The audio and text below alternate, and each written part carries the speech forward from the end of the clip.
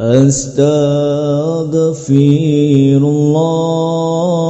wa ala alihi wa sahbihi wa mawalah wa la hawla wa la quwata illa billahi wa ba'du.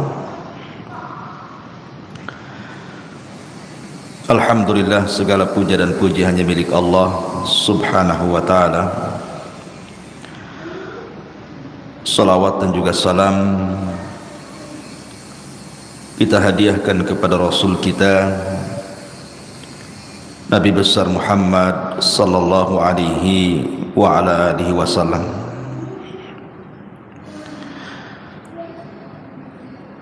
Ma'asyiral muslimat yang dimuliakan Allah subhanahu wa ta'ala, alhamdulillah di pagi menjelang siang ini kembali kita bisa duduk untuk bertalabul ilmi, dan pembahasan di pagi menjelang siang ini kita akan membahas tentang beberapa penyesalan manusia di hari yang tidak ada guna penyesalan itu di hadapan Allah subhanahu wa ta'ala.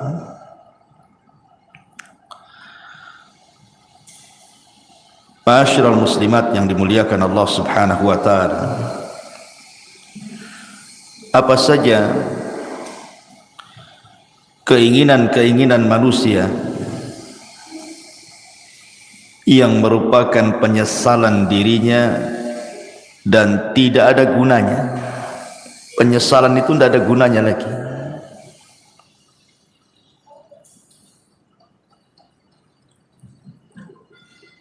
Kalau kita lihat di kehidupan kita ini, kita bertanya kepada orang-orang yang diberikan kekayaan oleh Allah subhanahu wa ta'ala, pasti keinginan mereka itu ingin bertambah kaya lagi. Karena biasanya orang-orang yang diberikan dunia itu mereka tidak akan puas dengan dunia yang dimilikinya. Makanya Anas bin Malik radhiyallahu an mengatakan, menukilkan sabda Nabi sallallahu alaihi wasallam, "Lau anna libni Adam wadiyan min dhahab." Kalau seandainya anak Adam ini memiliki satu lembah semua emas, ahabba ayyakuna lahu wadiyan, pasti dia berkeinginan untuk menambah 2 lembah emas lagi. Walan yamla'a fahu illa turab wa yatubullahu ala man tab. Dan orang ini tidak akan puas mengejar cita-citanya untuk mengumpulkan dunia kecuali tanah yang menimbunnya. Kalau sudah ditimbun tanah, baru tahu, barulah dia menyesal. Ma'asyiral muslimat yang dimuliakan Allah azza wa jalla, setiap manusia itu pasti akan melewati padanya sakaratul maut. Tidak ada satupun manusia pasti akan melewati yang disebut dengan sakaratul maut. Karena Allah subhanahu wa ta'ala mengatakan, wajaat sakratul maut bil haq dzalika ma kunta minhu tahid.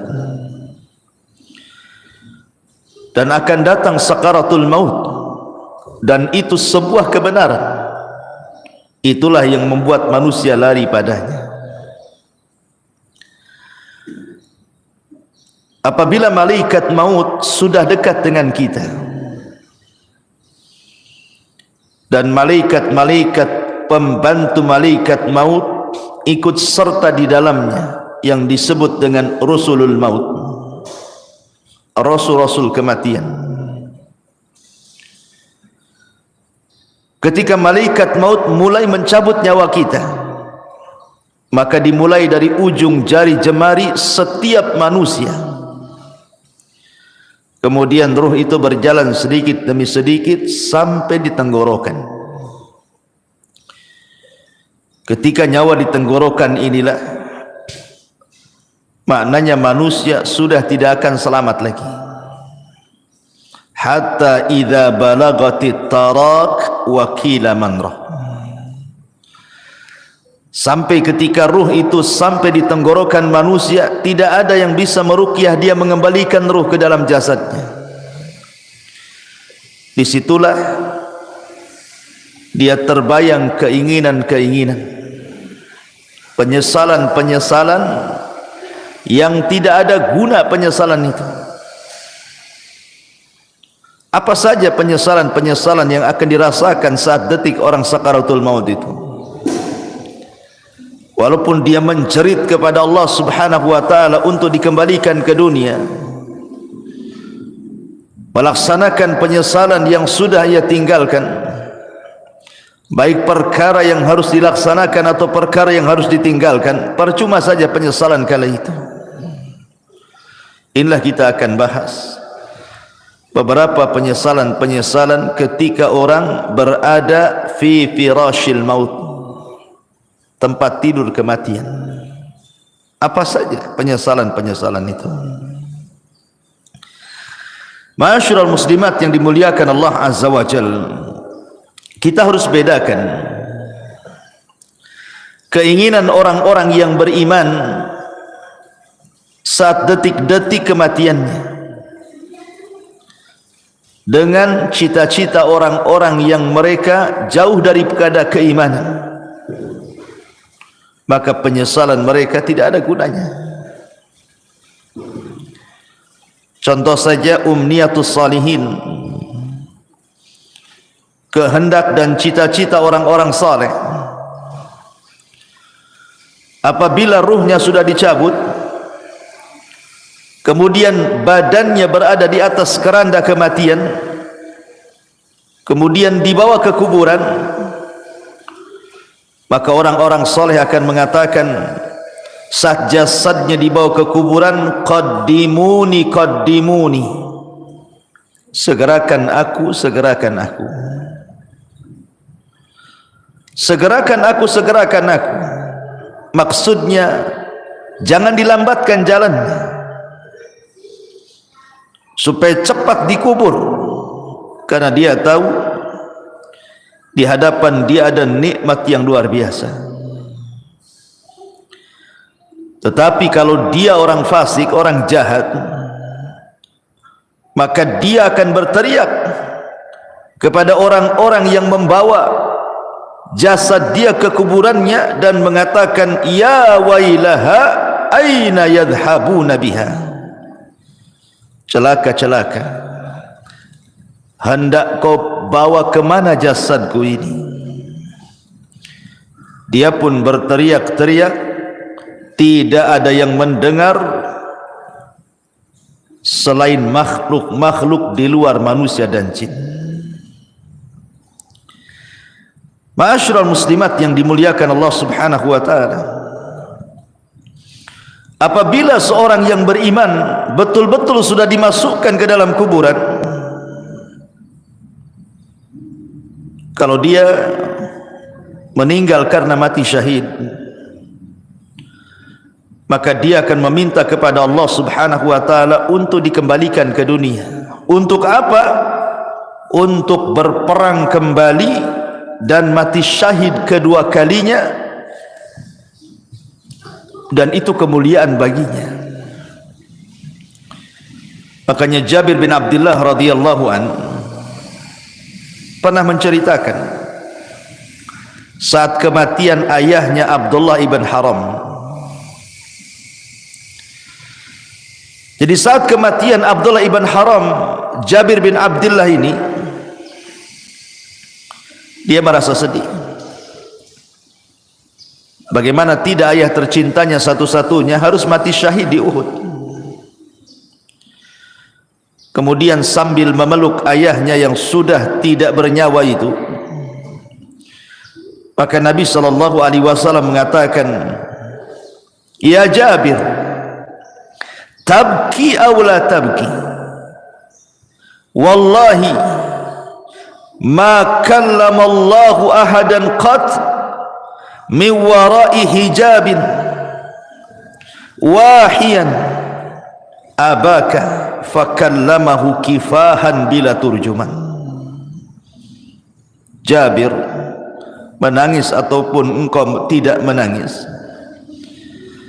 sungguh Allah subhanahu wa ta'ala tidak pernah bicara pada siapapun di balik tabirnya secara wahyu kecuali bapakmu. Bapakmu diajak bicara oleh Allah tanpa penerjemah, di mana Allah subhanahu wa ta'ala mengatakan kepada ayahmu, tamanna ya abdi, berangan-anganlah wahai hambaku, bercita-citalah wahai hamba-hambaku. Ya abdi tamanna alayya u'tik, wahai hambaku, mintalah sesuatu kepadaku, aku akan beri.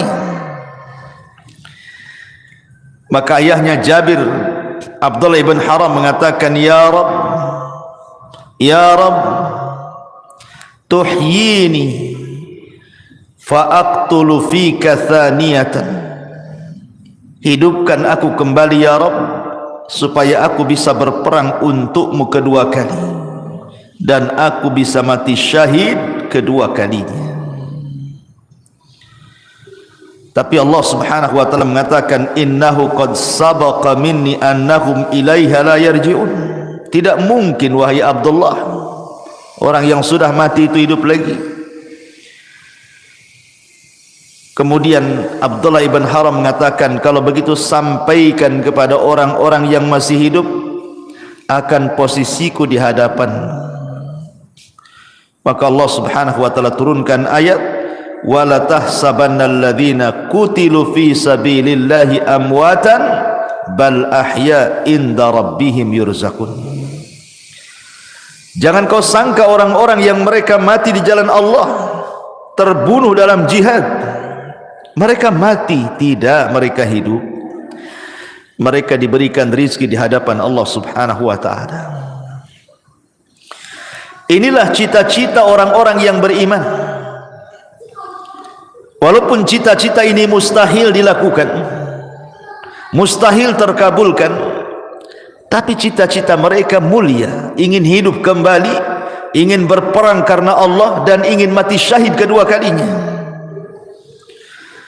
Begitulah umniyatus salihin, angan-angan orang-orang yang saleh. Makanya dalam surah Yasin ada satu kisah yang disebut dengan Habibun Najjar. Dalam surah Yasin itu ada kisah yang disebut dengan kisah Habibu An-Najjar. Bagaimana kisahnya Habibun Najjar itu? Jadi suatu hari di sebuah perkampungan di zaman setelah Isa bin Maryam, sebelum diutusnya Nabi SAW, di kampung itu atau daerah itu sangat penuh dengan kezaliman, penuh dengan kesyirikan. Diutuslah oleh Allah subhanahu wa ta'ala dua nabi untuk mendakwahi kampung tadi. Ada yang mengatakan bahwa dua orang ini bukan nabi, tetapi murid-muridnya Isa bin Maryam untuk mendakwahi daerah tersebut, tapi didustakan oleh kaumnya. Akhirnya Allah subhanahu wa ta'ala mengutus satu lagi untuk menguatkan yang dua orang yang sedang berdakwah itu, tapi didustakan lagi, sampai akhirnya tiga utusan ini hampir dibunuh. Datanglah seorang laki-laki yang bernama Habibun Najjar, yang sudah beriman sebelumnya kepada tiga utusan ini, memperingatkan orang-orang yang menentang tiga utusan itu. Kemudian malah dia jadi sasaran pembunuhan. Niatnya membela para utusan, akhirnya dibunuh oleh orang kampung itu. Ketika dia mati, maka ruhnya diperlihatkan sorga dan kenikmatan-kenikmatan di dalamnya, sampai Allah katakan qila dkhulil jannah, masuklah kau Habibun Najjar ke dalam sorga. Qala, maka Habibun Najjar mengatakan, ya laita qaumi ya'lamun bima ghafara li rabbi wa ja'alani minal mukramin. Duhai kiranya kaumku tahu, duhai kiranya kaumku tahu dengan apa yang Allah berikan dari ampunannya kepadaku, dan dia telah menjadikan aku orang-orang mulia, tentu mereka tidak akan mendustakan para utusan itu, katanya. Itulah umniyatus salihin, cita-cita, keinginan-keinginan orang-orang soleh apabila sudah meninggal. Akan tetapi di sana ada yang disebut dengan umniyatut talihin, keinginan, cita-cita, penyesalan dari orang-orang yang tidak memiliki keimanan, orang fasik, orang jahat. Tetapi keinginan mereka hanyalah sebuah penyesalan, tidak ada guna.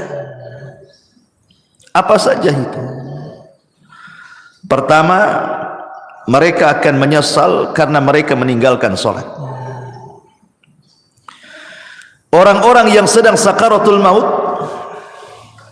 ataupun orang-orang yang sudah mati, maka mereka akan menyesal kenapa ketika mereka masih sehat, masih hidup normal, mereka meninggalkan sholat. Ini yang akan jadi penyesalan orang-orang yang sedang sakaratul maut itu. Kenapa dulu aku meninggalkan sholat? Sampai-sampai disebutkan dalam hadis Abu Hurairah radhiyallahu anhu, suatu hari Nabi SAW lewat di sebuah kuburan. Kemudian Nabi bertanya, man sahibu hadal qabri, siapa yang dikubur di sini? Rasul bertanya kepada para sahabat, siapa orang yang dikubur di kuburan ini? Maka para sahabat mengatakan, fulan wa fulan, fulan dan fulan wahai Rasul. Maka Nabi SAW mengatakan, rak'atani ahabbu ila hadha min baqiyati dunyakum, wa fi riwayatin rak'atani khafifatani mimma tahkiruna yaziduha hadha fi amalihi ahabbu ilaihi min baqiyati dunyakum. Kata Nabi, 2 rakaat lebih dicintai orang yang ada di kuburan ini dibandingkan dunia yang kalian miliki. Dalam riwayat, 2 rakaat solat yang ringan yang kalian remehkan, tapi itu bisa menambah amalannya, itu lebih dicintai orang yang dikubur ini dibandingkan seisi dunia yang kalian miliki. Subhanallah. Orang-orang yang dikubur itu, Bu, atau orang-orang yang sedang sakaratul maut itu, mereka dicita-citakan ingin sholat, walaupun hanya 2 rakaat yang ringan, yang mudah dilakukan. Tapi apalah gunanya penyesalan itu? Menyesal dia kenapa tidak sholat, menyesal kenapa dia tidak melakukan 2 rakaat sholat. Tapi apa gunanya penyesalan itu? Tidak ada guna. Tidak ada guna penyesalan itu. Padahal Nabi SAW saat detik-detik wafatnya, apa kata Rasul? As-salatu salat wa ma malakat aimanukum. Jaga salat, dan hamba-hamba sahaya di antara kalian. Bahkan Umar bin Khattab radhiyallahu an, saat detik-detik wafatnya, Umar sampai mengatakan, la hadza fil Islam liman tarakas salat. Tidak ada bagian dalam Islam, kata Umar, bagi orang yang tidak melaksanakan salat. Itu di akhir-akhir usia Umar tuh, saat detik wafatnya, dia ingatkan soal salat. Persis seperti wasiat Nabi sallallahu alaihi wasallam, as-salatus salah wa ma malakat aymanukum. Maka sebelum waktu itu akan datang, penyesalan akan diungkapkan. Tapi apalah gunanya penyesalan itu di hadapan Allah? Maka dari sekarang jangan pernah tinggalkan salat, karena ini adalah penyesalan orang-orang sakaratul maut nanti. Tapi heran hari ini kan, Masya Allah ya, orang yang meremehkan solat itu kayaknya biasa-biasa saja, kayak nggak berdosa saja orang tak solat tuh, kayak nyantai gitu deh Bu ya. Kalau kita tanya sama orang yang tidak solat tuh, kenapa kok tak solat, katanya, nanti katanya kalau sudah dapat hidayah, katanya. Ngomongnya enak saja kayak gitu juga. Bukankah engkau seorang muslim, kenapa kau tidak solat, katanya. Entah kenapa saya malah solat, katanya. Kayaknya bukan beban bagi dia gitu ya. Padahal orang yang meninggalkan solat itu bisa kafir tuh. Kata Nabi sallallahu alaihi wasallam, al-ahdu bainana wa bainakumus salat faman tarakaha faqad kafar. Perbedaan kita loh dengan orang kafir itu solat. Kalau dia meninggalkan solat berarti apa bedanya dengan kafir? Makanya Rasul mengatakan faman tarakaha faqad kafar. Siapa yang meninggalkan bisa kufur dia. Maka Bu, nasihati kalau ada keluarga yang tidak solat, ajarkan solat, suruh mereka solat. Jangan sampai datang waktu di mana dia ingin solat, tapi keinginannya hanya menjadi penyesalan bagi dia karena tidak ada guna. Nyawa sudah di tenggorokan, itu sudah nggak ada guna lagi taubat. Innallaha yaqbalu taubata 'abdin ma lam yugharghir. Sungguhnya Allah Subhanahu wa taala itu hanya menerima taubatnya seorang hamba sebelum nyawa di kerongkongan. Ini yang pertama. Penyesalan yang kedua, as-sadaqah, sedekah. Allah Subhanahu wa taala mengatakan dalam surah Al-Munafikun ayat 100, ayat 10 sampai 11, wa anfiqu mimma razaqnakum min qabli an ya'tiya ahadakumul maut fayaqula rabbi laula akhartani ila ajalin qarib fa asaddaqa wa akum minas salihin walan yuakhirallahu nafsan idza jaa ajaluha wallahu khabirum bima ta'malun. Allah Subhanahu wa taala sudah mengingatkan jauh-jauh hari sebelum datang detik-detik kematian itu. Infak, perbanyak sedekah dari rizki yang kami rizkikan kepada kalian sebelum datang satu hari kematian akan menjemput kalian. Dan kalian mengatakan, Rabbi ya Rabb, laula akhartani ila ajalin qarib. Kalaulah engkau hidupkan aku sesaat, kalaulah engkau sembuhkan aku sesaat, apa yang terjadi? Fa asaddaqa wa akum minas salihin. Aku janji aku akan sedekah dan aku akan menjadi orang baik. Tetapi Allah mengatakan walan yuakhirallahu nafsan idza jaa ajaluha.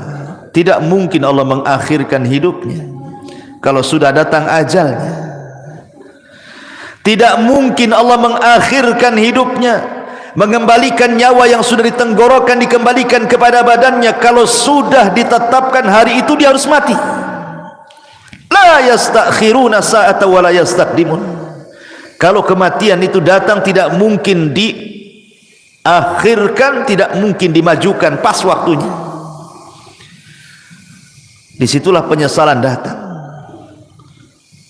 Ketika nyawa ditenggorokan, mulailah dia terpikir, teringat dengan harta yang selama ini dikumpul-kumpulkannya. Harta itu bukan harta kita Bu, harta itu harta Allah. Harta itu datang bukan karena kecerdasan kita. Harta itu datang bukan karena jerih payah kerja keras kita, bukan pula karena jabatan-jabatan kita. Tidak, semua harta itu datang dari Allah. Makanya Qarun ketika mengatakan innama utituhu min ilmin indi, harta itu datang karena kecerdasanku, Allah katakan fa khasafna bihi wa bidarihil arda, kami tenggelamkan si Qarun dan seluruh kekayaannya. Ya, karena kekayaan itu bukan milik Qarun, kekayaan itu milik Allah. Semua kekayaan itu milik Allah, tidak ada secuil pun milik kita. Allah hanya minta sedikit dari harta kita itu. Allah tidak minta banyak seperti zakat. Allah hanya minta 2,5% dari 85 gram emas itu. Tidak banyak.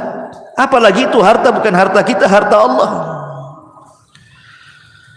Tetapi karena manusia zuyyina linnasi minasyahwat, dihiasi syahwat-syahwat dunia inilah, akhirnya dia bakhil. Dia baru tahu setelah nyawa di tenggorokan, baru dia sadar, kenapa dulu aku tidak sedekah? Laula akhartani ila ajalin qarib fa asaddaqa wa akum minas salihin. Kenapa aku tidak sedekah ketika aku sehat? Maka bagi anda yang Allah subhanahu wa ta'ala limpahkan rizki yang luas, dengan mudah anda mencari rizki itu tanpa ada kesulitan, itu nikmat yang besar yang Allah subhanahu wa ta'ala anugerahkan kepada anda. Banyak-banyaklah sedekah, karena Rasul yang mengatakan maluka ma akalta fa afnaita wa ma labista fa ablaita wa ma tasaddaqta fa abqaita. Hartamu, kata Rasul, yang kau makan pasti habis, yang kau pakai pasti usang, yang kau sedekahkan itulah yang bermanfaat untuk kematian. Karena apabila seseorang meninggal dunia, Bu, nyawa sudah dicabut oleh Allah, yang pertama terpisah dari badan ibu itu adalah harta. Yang pertama terpisah dari badan ibu adalah harta. Pertama orang mati ini dicabut nyawanya, yang pertama berpisah hartanya. Tidak ada hubung kait dia dengan harta lagi. Bahkan sekaya apapun orang yang meninggal itu, tetap saja sama keluarganya dibelikan kain kafan yang harganya murah. Bukan karena dia orang kaya kafannya mahal, tidak, kafannya pun tetap itu juga yang sangat murah, tidak berharga tuh. Karena pertama kali dia meninggal, yang terpisah dari hidup dia itulah hartanya dulu. Baru kemudian dibawa di atas keranda, diiringi dengan keluarganya, kemudian dimasukkan ke liang lahat, kemudian dikubur di situ sama keluarganya, kemudian keluarganya pulang, barulah dia terpisah dengan keluarganya. Tapi yang pertama terpisah dari badannya adalah hartanya. Di saat itulah dia menyesal dan mengatakan laula akhartani ila ajalin qarib fa asaddaqa wa akum minas salihin. Ya Rabb, kalaulah engkau akhirkan kehidupanku sesaat, tidak apa-apa, aku akan sedekahkan tuh harta-hartaku tuh, dan aku akan termasuk orang yang baik. Tetapi apakah umniyatut talihin ini, cita-cita orang-orang yang seperti ini bermanfaat bagi dia? Tidak ada guna. Harta sebanyak apapun kalau anda sudah meninggal, harta itu tidak bisa diambil lagi oleh anda, kan? Karena sudah menjadi rebutan ahli warisnya. Kenapa ketika kita masih hidup kita tidak sedekah, ketika sudah mati baru kita teringat sedekah? Itu namanya penyesalan yang tidak guna, Bu. Penyesalan yang tidak ada guna bagi dia, percuma penyesalannya. Ini yang kedua, sedekah. Yang ketiga, al-amalus saleh, beramal saleh. Allah subhanahu wa ta'ala berfirman dalam surah Al-Mu'minun ayat 99 sampai 100. Allah mengatakan hatta idza jaa ahadahumul mautu qala rabbirji'uni la'alli a'malu salihan fima tarak kalla innaha kalimatun huwa qailuha wa min waraihim barzakhun ila yaumi yub'atsun hatta idza jaa adahumul maut, apabila kematian datang kepada salah seorang di antara mereka, qala, dia pun mengatakan, rabbirji'uni, ya Allah, kembalikan aku ke dunia walaupun sesaat, la'alli a'malu salihan, agar aku bisa beramal saleh, fima tarak, terhadap apa yang kutinggalkan selama aku masih hidup. Jadi orang-orang ini, Bu, apabila nyawa di tenggorokan, apabila nyawa sudah di tenggorokan, sudah tidak mungkin diselamatkan, tidak mungkin lagi hidup lagi orang ini, maka dia akan menjerit-jerit dan mengatakan, rabbirji'uni, rabbirji'uni, ya Allah, kembalikan aku ya Allah. Untuk apa? La'alli a'malu salihan, agar aku bisa beramal saleh, agar aku bisa beramal saleh. Fima tarak, dulu aku tinggalkan itu. Tapi Allah bantah dengan mengatakan, kalla innaha kalimatun huwa qailuha, ya Abdullah, mustahil, itu angan-anganmu saja, mustahil kau dikembalikan, itu angan-anganmu saja. Wa min waraihim barzakhun ila yaumi yub'atsun, karena antara dirimu dan dunia itu ada dinding pemisah yang disebut dengan barzah. Mustahil kau kembali ke dunia. Maka sebelum datang penyesalan yang tidak ada guna itu, Bu, perbanyak amal soleh, perbanyak amal soleh. Amal soleh kan banyak, baik yang bermanfaat untuk diri sendiri ataupun amal soleh yang bermanfaat untuk orang lain. Sekecil apapun amal itu pasti akan dibalas oleh Allah. Wa man ya'mal mithqala dzarratin khairan yara wa man ya'mal mithqala dzarratin syarran yara.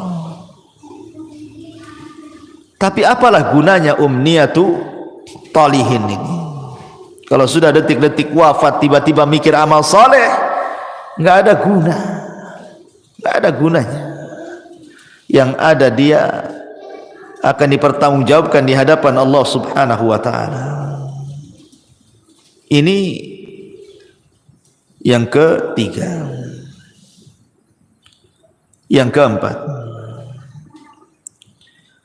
orang-orang yang akan menyesal saat detik-detik sakaratul maut adalah ketika di dunia dia tidak pernah membaca Al-Quran. Di dunia dia tidak pernah membaca Al-Quran. Sampai ada, Bu, di masyarakat itu yang usianya sudah 40 tahun, 50 tahun, 60 tahun, bahkan 70 tahun pun tidak pernah tangannya memegang mushaf Al-Quran, tidak pernah lisannya menggerakkan untuk membaca Quran. Subhanallah. Di masyarakat itu ada, dia muslim KTP-nya, tapi sama Quran itu tidak pernah baca.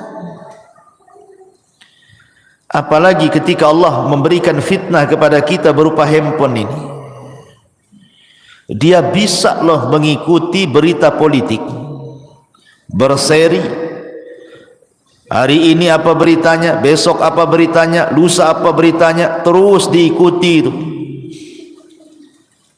Orang berkasus disidangkan di pengadilan, kita tidak ada hubungan kerabat dengan dia, Bu, diikuti kasusnya. Cemana sidang hari ini, cemana sidang besok, cemana sidang lusa, padahal nggak ada manfaatnya untuk kita tuh.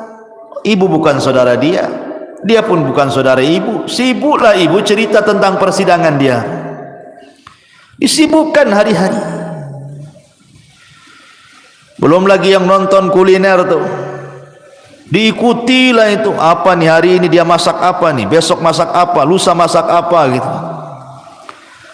Atau artis tertentu yang suka mamer-mamerkan kekayaan itu, Bu, diikutilah blognya itu, jadi subscribe-nya lagi, langganan dia. Wah, ini baru ngupload nih si artis ini. Apalah gunanya ibu dengan artis itu? Nggak ada guna kan? Manfaatnya apa? Dia yang kaya, ibu yang dalam ludah yang nengok di handphone itu kan, nggak ada guna tuh. Ngapain ngikut-ngikut kayak gitu itu? Coba kalau nggak ditonton artis itu, bangkrut juga dia. Jangan ditonton, nggak akan dia dapat duit juga. Karena itu sama kan, kalau kita nonton kan habis pulsa kita, itu sama kita ngasih uang sama orang kaya itu. Ibu sudah miskin, artis ini kaya, nonton program dia, uang kita habis di pulsa, dia pula dapat duit. Akalnya di mana coba? Hilang akalnya orang tuh. Hari-hari kok bisa dia ngikutin tuh ya? Padahal yang ditontonkan kepada kita itu tidak ada guna dunia akhirat tuh. Tidak menambah kekayaan kita, ya tidak menambah pahala kita. Yang ditonton dia sedang pamer-pamer rumah, pamer-pamer kendaraan, pamer-pamer jalan-jalan, pamer-pamer anaknya, pamer-pamer istrinya, suaminya. Na'udzubillah, thumma na'udzubillah. Ittaqillah, bertakwa kepada Allah, bertakwa, takut kepada Allah. Masih ada program yang manfaat di handphone itu. Bisa kita dengarkan mengaji, murotal, ustadz-ustadz ceramah. Adalah manfaat tuh. Kalaulah tidak manfaat dunia, manfaatlah untuk akhirat. Ya. Sekarang tidak ada alasan orang tidak mengaji tuh, karena sekarang handphone sudah di tangan masalahnya, dan aplikasi Quran ada di dalamnya. Kalau dulu orang nenteng-nenteng mushaf itu mungkin malu. Kalau nenteng mushaf kemudian ibu ya sambil ke arisan bawa mushaf gitu ya, mushaf gede itu bukan? Pasti kata orang arisan, ibu ini salah tempat, musola sebelah sana Bu katanya. Lah kok bilang musola sebelah sana katanya? Karena ibu nenteng mushaf, disangkanya mau yasinan. Tapi kalau sekarang ini kan nenteng-nenteng handphone ini nggak ada orang malu. Justru kalau ndak punya handphone malu pula dia. Lalu apa alasan kita nanti di hadapan Allah kalau Allah bertanya, kenapa ibu tak baca Quran? Kemudian ibu jawab bagaimana? Mushafnya di masjid ya Rabb katanya. Mushafnya ketinggalan di rumah. Lah itu mushaf ada di tangan loh sekarang. Karena setiap handphone itu ada aplikasi Quran. Tidak ada alasan untuk tidak baca Quran. Dan itu akan ditanya di hadapan Allah Subhanahu wa taala. Wa qala ar-rasul ya Rabbi inna qaumi ittakhidhu hadzal Qur'ana mahjura. Wa qala ar-rasul, akan berkata Rasul kelak pada hari kiamat di hadapan Allah melaporkan akan umatnya, Rabbi inna qaumi ya Rabb, sesungguhnya kaumku ittakhadhu hadzal Qur'ana mahjura. Sepeninggalku mereka sedikit demi sedikit meninggalkan Al-Quran, meninggalkan untuk memegangnya, meninggalkan untuk membacanya, meninggalkan untuk merenungkannya, meninggalkan untuk mempelajari tafsirnya, meninggalkan untuk mengamalkannya, bahkan melanggar isi-isinya. Mahjur. Ini akan datang suatu hari penyesalan, Bu. Ketika detik-detik nyawa di tenggorokan, maka orang akan teringat dengan Al-Quran. Karena salah satu pertanyaan itu juga Quran itu. Wa ma imamu, siapa pimpinanmu itu? Ikut siapa kamu ini? Jawabannya Quran. Jangan sampai detik-detik penyesalan itu datang dan tidak ada guna. Saat ruh sudah di tenggorokan, tiba-tiba kita berpikir dengan Quran, apa gunanya lagi? Anda sudah tidak bisa baca Quran, Anda saja dibacakan Quran. Orang yang detik-detik wafat itu kan sibuk tuh orang-orang baca Quran. Anda saja ditalkinkan tidak bisa ngomong, macam mana mau baca Quran? Apa nunggu kita tidak bisa menyebut kalimat kecuali la ilaha illallah baru terpikir ingin baca Quran? La ilaha illallah. Jangan. Ini akan jadi penyesalan yang tidak ada guna nanti. Dari sekarang kalau ada waktu baca Quran. Baca Quran. Ya. Ma'asyiral muslimat yang dimuliakan Allah Subhanahu wa taala. Kemudian yang berikutnya penyesalan yang akan datang adalah dia akan menyesal kenapa di dunia dia tidak berkawan dengan kawan-kawan yang saleh. Karena di dunia ini kan orang terkadang menghabiskan waktu dengan kawan-kawan yang tidak ada manfaat untuk akhirat. Kita lihat para pengusaha, orang-orang kaya itu, ya kawannya sesama pengusaha kan. Kalau orang miskin ya sama orang miskin lah kawannya kan. Pengusaha tak mau juga berkawan sama ibu pula. Ya.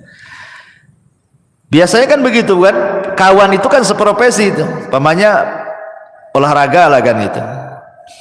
Kalau pemain bola ya pasti berkawan dengan pemain bola. Nah mungkin lah pemain bola berkawan dengan bulu tangkis, gak nyambung tuh. Lah terkadang, subhanallah, kadang-kadang ya kita tidak hendak membicarakan lain-lain, ini hanya sekedar nasihat saja ya. Kadang ada orang tuh bergelut dengan dunia olahraga. Anggaplah dia mungkin timnas gitu ya. Hari-hari main bola saja tuh. Pagi latihan bola, siang latihan bola, sore latihan bola. Kawannya dengan orang-orang bola itu saja tuh. Besoknya gitu lagi, besoknya gitu lagi. Terkadang di antara mereka ada yang meninggalkan sholat, bahkan tidak sholat, bahkan mungkin kawannya orang kafir yang jelas-jelas kafir kan gitu.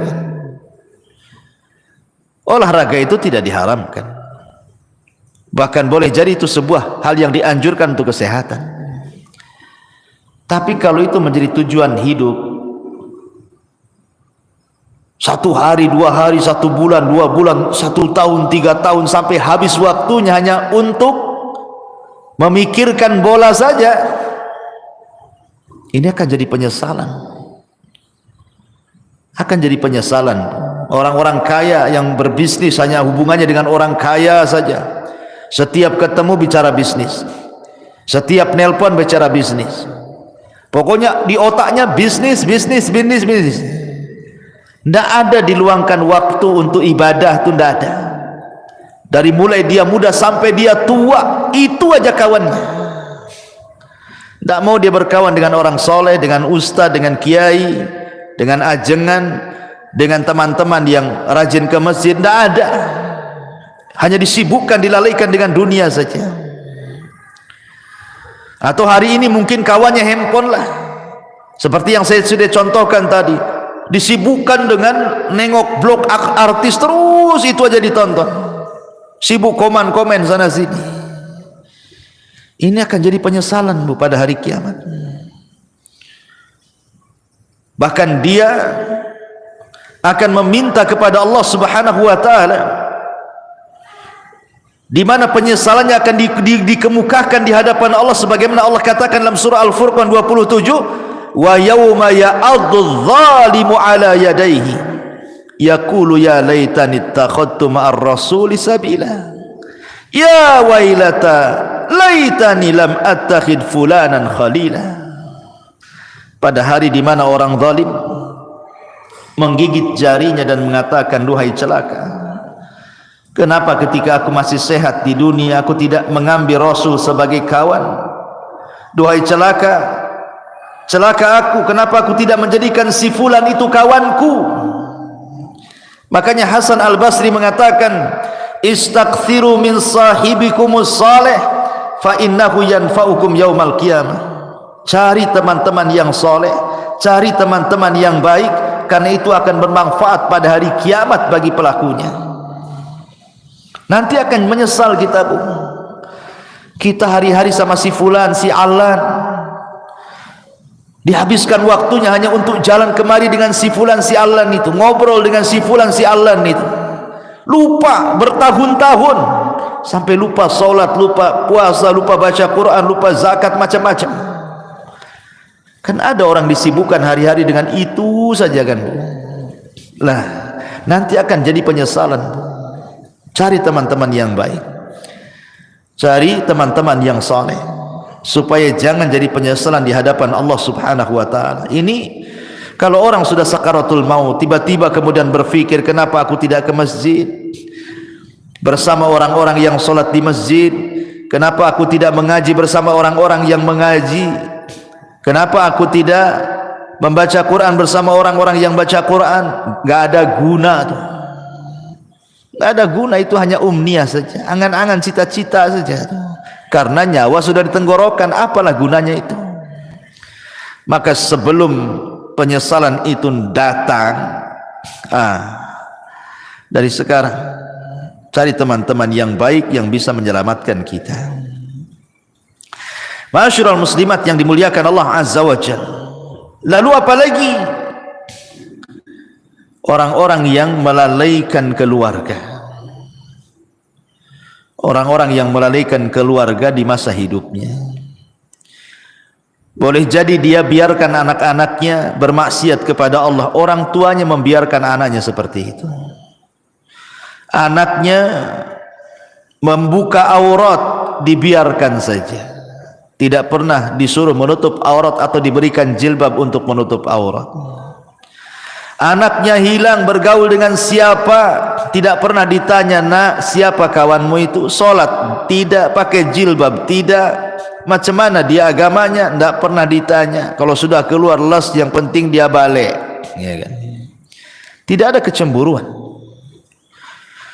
tidak ada kecemburuan kepada keluarga, terutama kepala-kepala rumah tangga. Itu disebut dayus namanya. Dayus itu orang yang dilaknat Allah karena tidak punya kecemburuan kepada keluarganya. Jangan sampai seperti Allah yang Allah katakan, antakula nafsun ya khasrata ala ma farrattu fi jambillah. Jiwa akan mengatakan, duhai aku rugi, ma farrattu fi jambillah, berapa banyak kemudian kelalaian-kelalaian yang aku lalaikan di sisi Allah. Aku tidak mengurus keluargaku, tidak bertanggung jawab kepada keluargaku, tidak mengarahkan mereka ke dalam agama, tidak mengarahkan mereka untuk salat, untuk baca Quran, untuk belajar agama. Semua akan ditanya nih, semua akan ditanya, dan akan menjadi penyesalan kelak pada hari kiamat. Amanah ini akan ditanya. Ya hasrata ala ma farrattu fi jambillah. Ma'asyiral muslimat yang dimuliakan Allah Subhanahu wa taala. Maka sebelum itu terjadi, arahkanlah orang-orang tua, ibu-ibu, supaya anak-anak itu menjadi anak yang soleh dan soleha. Karena itu manfaatnya untuk kita masalahnya. Apabila ibu sudah meninggal, siapa yang mendoakan itu kalau bukan anak-anak? Ibu sudah tidak bisa beramal di kuburan itu. Ibu hanya menanti doa anak-anak yang mengatakan, Rabbighfirli wali walidai, ya Allah ampuni aku dan kedua orang tuaku. Itulah harapan kita ketika masuk kuburan itu, adalah transfer doa-doa ampun dari anak-anak kita. Dan itu tidak mungkin dilakukan anak kecuali kita yang mendidik anak itu dari kecil sampai dia menjadi anak soleh dan soleh, baru dia akan doakan orang tuanya. Dan ini akan jadi penyesalan, kenapa dulu saya tidak didik anak saya. Pernah saya ceritakan kan sama ibu, saya itu waktu di Kijang, Tanjung Pinang sana, saya disuruh untuk memandikan jenazah. Ustaz, bisa enggak mandiin jenazah? Bisa, ada waktu insyaallah. Jadi saya datanglah ke rumahnya, saya mandikan jenazah, saya juga kafani bapak yang meninggal itu, kemudian saya solatkan. Ketika jenazah itu dari rumah hendak diangkat ke musola, karena dekat musolahnya dari rumahnya itu. Kan biasa Bu, kalau ada orang meninggal kan depan rumah pasti sudah dipasang terop, kursi-kursi sama RT di situ itu. Jadi setelah kemudian jenazah itu di masjid, coba saya tanya, mana keluarganya, mana keluarganya, biar dia di sap pertama mau saya bimbing supaya dia mendoakan orang tuanya, karena kan doa yang paling mustajab itu doa ketika sholat jenazah kan Bu, bagi si mayat itu, dan itu doa terakhir anaknya kan gitu. Habis itu tidak akan melihat lagi kekanak-kanak akan dikubur. Jadi saya panggil lah, mana anaknya? Jadi orang-orang mengatakan tuh anaknya tuh sedang duduk-duduk di kursi itu di terop, di bawah terop tuh katanya. Jadi saya bilang suruhlah mereka nyolati bapaknya tuh. Itu terakhir kali lah saya mau ngomong. Tapi dipanggil-panggil Bu, anaknya nggak ada yang mau sholat, nggak ada yang mau nyolati bapaknya, asli rokokan aja di situ. Sempat saya ngelus dada, subhanallah, ada anak yang durhaka kayak gini kan. Itu bapaknya terakhir mati Bu, anaknya bukan satu orang, ada 5 orang, semua duduk-duduk di situ. Rokokan itu dipanggil-panggil, dia bilang sudah disolatkan aja katanya, disolatkan aja katanya. Tidak mau dia menyolat itu. Ada apa dia dengan bapaknya? Tapi dengan peristiwa ini kita lihat kan, ini yang salah mesti bapaknya nih ketika dia masih hidup. Tidak mungkinlah kalau seandainya bapaknya itu baik mendidik anak-anaknya itu, kok anak-anaknya nggak mau nyolati dia gitu kan? Mesti ada dendam dengan anak-anaknya ini. Ini saya saksikan Bu. Apa menunggu seperti ini gitu ya kan? Orang tua ketika meninggal mau nyolatkan saja anaknya tidak mau gitu kan? Nauzubillah. Ini penyesalan yang tidak ada guna orang seperti ini. Karena kalau sudah besar anak itu bisa melawan orang tuanya. Betapa banyak orang-orang tua yang sakit hati kemudian bercita-cita, nak kalau kau tahu durhaka kepadaku di dewasa ini, sudah kecekik kau di masa bayi biar mati. Banyak tuh orang tua itu yang menghendaki kematian anaknya karena kurang ajar dia kan. Di masyarakat kan banyak yang seperti ini Bu ya. Jadi janganlah kemudian sampai datang pada waktunya tiba-tiba kita menyesal. Ketika nyawa di tenggorokan dia menyesal kenapa dulu dia tidak mendidik keluarganya, tidak mengarahkannya, tidak menasihatinya, tidak menjadikan mereka anak-anak yang saleh dan salehah. Umniyatut talihin, yang seperti ini umniyatut talihin, bukan umniyatus salihin namanya. Angan-angannya orang-orang jahat, percuma, nggak ada guna ya. Maka inilah perkara-perkara Bu, jangan sampai seseorang itu di detik-detik wafatnya banyak hal yang dicita-citakan tetapi tidak mungkin terlaksana dan tercapai karena sudah tidak ada lagi hubungan antara kehidupan dunia. Kita sudah masuk alam barzah, masalahnya alam kematian, ada barzah di situ pemisah. Dan kalau orang sudah masuk kubur itu tidak mungkin sholat, puasa, zakat, haji, tak mungkin. Dia sedang sibuk dipertanggungjawabkan di hadapan Allah semua amalannya, sedang ditanya man rabbuka wa man nabiyuka wa madinuk. Sehingga disitulah banyak orang yang menyesal.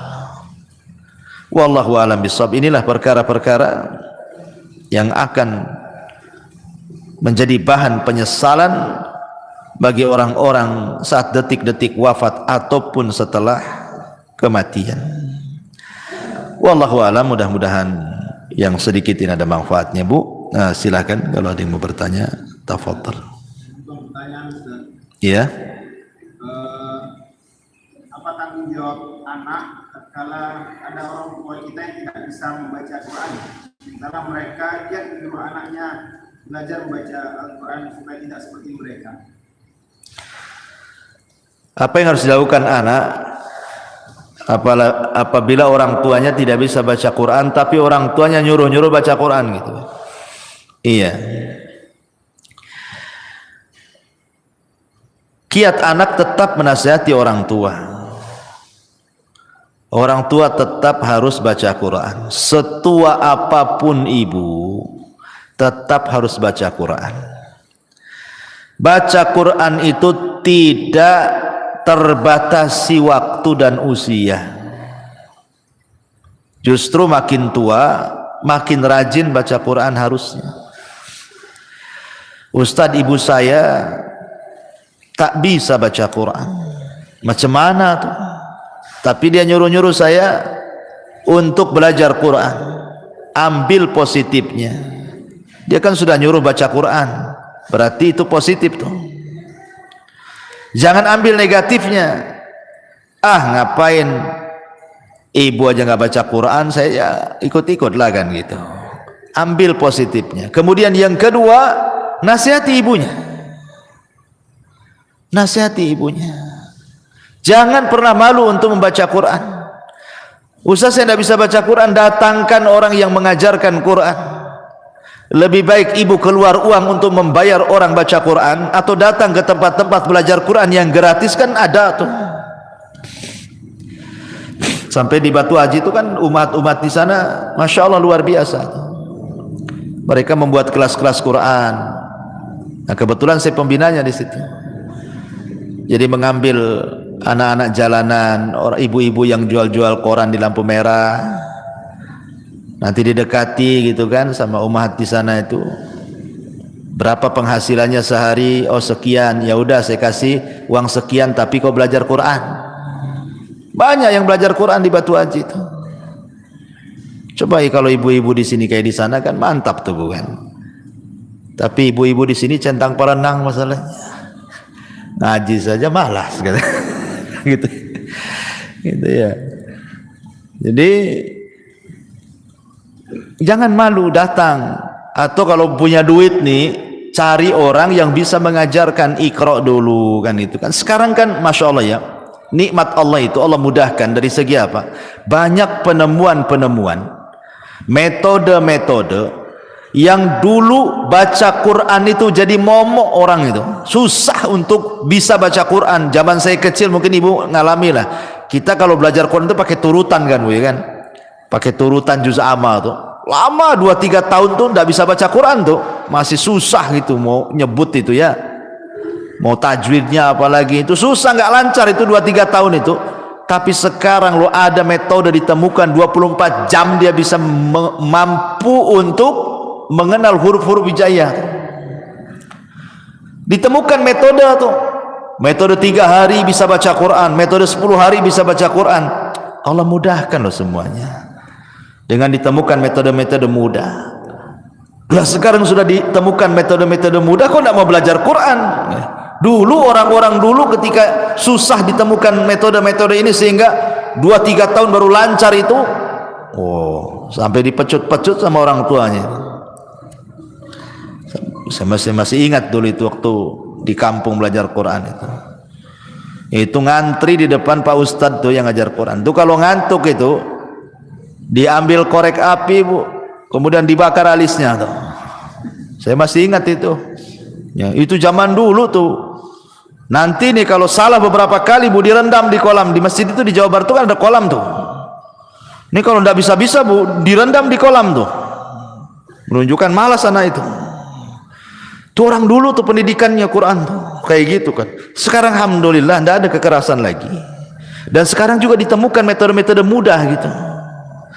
Lah kalau sudah ditemukan metode-metode mudah, kok tidak mau belajar Quran, itu aneh. Ustaz, orang tua saya sudah tua kali, tidak mungkin lah belajar Quran, sakit-sakitan. Ya sudahlah, kalau memang mustahil dia didengarkan Quran sajalah. Dengarkan murotal. Kalau tidak mau belajar Quran, dengarkan Quran.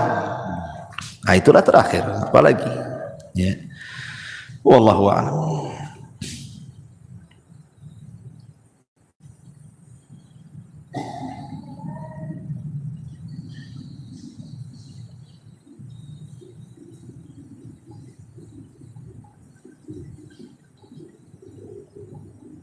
Lagi ibu.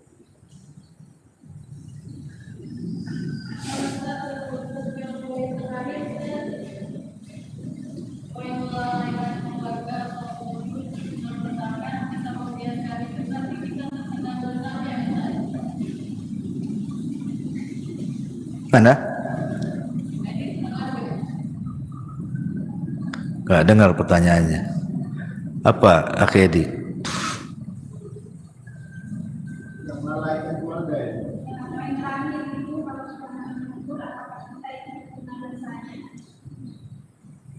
Yang melalaikan keluarga semasa hidup Ustaz. Nah, tatkala kita tidak menegur, apakah kita terkena dosanya? Oh iya, alhamdulillah. Ya kalau seandainya kita bagian daripada keluarga tersebut, ya kita harus menegurnya. Kita harus menegurnya, jangan melalaikan. Kalau kita bagian daripada keluarga tersebut, itu dalam rangka tanasuh wa tawasau bil haqqi wa tawasau bis sabri namanya. Saling tanasuh dengan kebenaran. Tegur. Pamannya ibu nih, ya suaminya cuek-cuek saja gitu kan. Ibu pula yang berinisiatif. Ngomong, tolonglah bang, abang ini kepala keluarga. Ya, arahkanlah anak itu. Saya sudah coba juga ngarahkan anak, tak bisa-bisa gitu kan. Kerja saling mengingatkan, kan memang harus begitu, tanasuh saling mengingatkan. Kadang ada waktu-waktunya lalai, waktu-waktunya lupa, ya harus diingatkan.